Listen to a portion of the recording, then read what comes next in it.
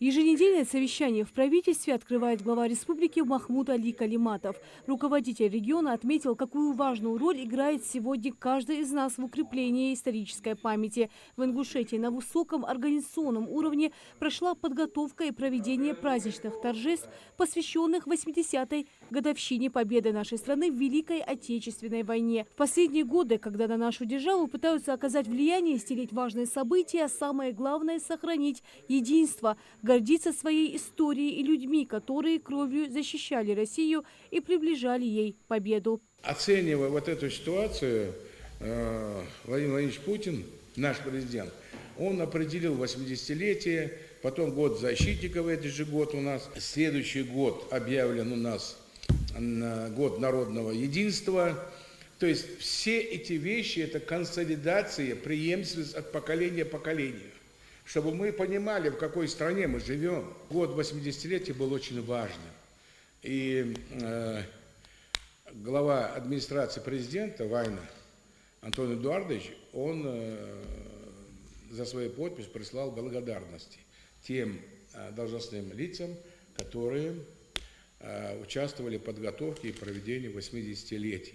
Все, кто вошел в Организационный комитет по подготовке и проведению празднования годовщины победы в Великой Отечественной войне, за активное участие получают из рук главы благодарность за подписью руководителя администрации президента Российской Федерации, председателя Организационной комиссии Антона Вайна. Высокие награды – это результат слаженной работы каждого на местах, отметил глава Ингушетии Махмуд Али Калиматов.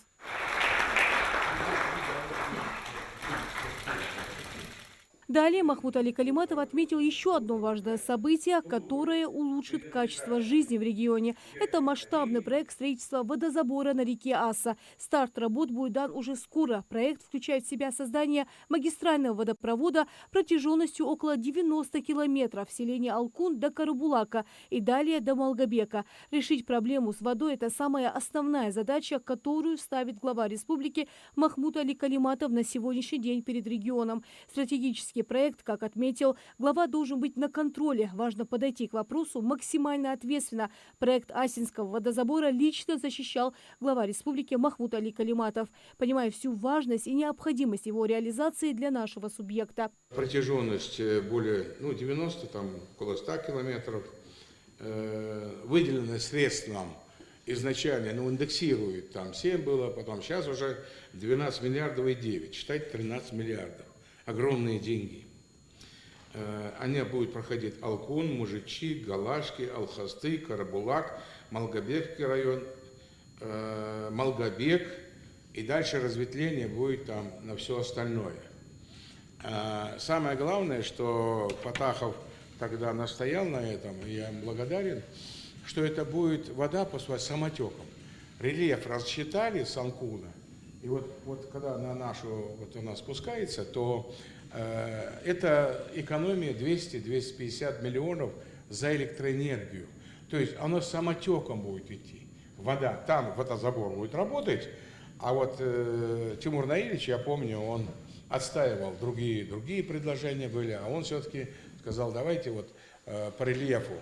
И изучив рельеф, пришли к выводу, представляете, эту воду перекачивать, сколько надо было электроэнергии, да, на все эти населенные пункты. И им было принято такое решение, я его поддержал тогда, что давайте его предложение поддержим. И мы поддержали его. Далее совещание продолжил председатель правительства Ингушетии Владимир Сластенин. Первый вопрос – реализация в Ингушетии национальных проектов и государственных программ. В республике сегодня достигнуты определенные показатели по реализации нацпроектов, некоторые из которых завершены с опережением установленного графика. Экология – 100%, эффективная конкурентная экономика – 100% и туризм – 53,4%. Из мероприятий 2025 года мы практически все завершили. Мост, который у нас был по линии Минавтодора, 95% готовности. Все объекты дорожного хозяйства завершены. Объекты водного хозяйства – это капремонт водопроводной сети Води-Карбулак 85% и капремонт водопроводной сети в сельском поселении Берклюк 100%.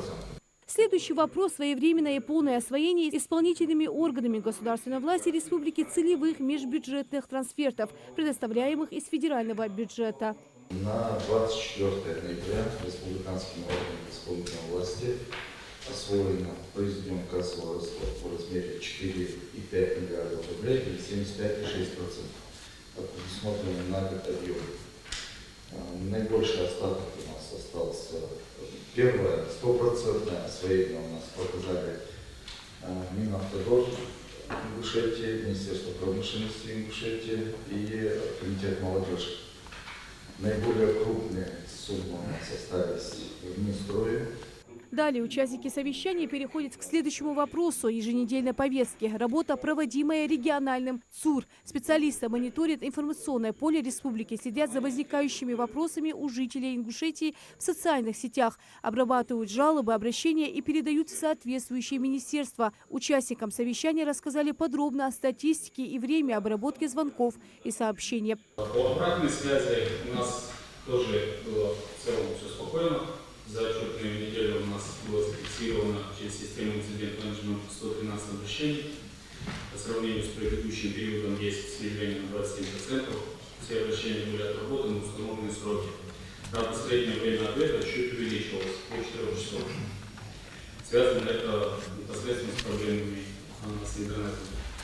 Обсудили собравшиеся организацию работы по повышению собираемости платежей за предоставленные коммунальные услуги, о подготовке плана мероприятий по улучшению показателей пилотной программы устойчивого развития экономического развития предприятий энергетики и ЖКХ Республики Ингушетия.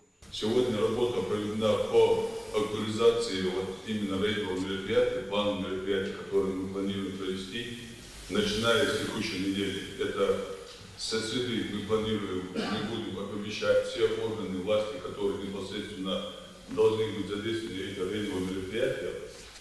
Они все оповещены, что мероприятие мы будем проводить уже усердно. Также на совещании обсудили ход отбора граждан на военную службу по контракту и проведение осенней призывной кампании. По всем вопросам даны соответствующие поручения. Лина Сычуева, Билала Хильгов, Магаз 24.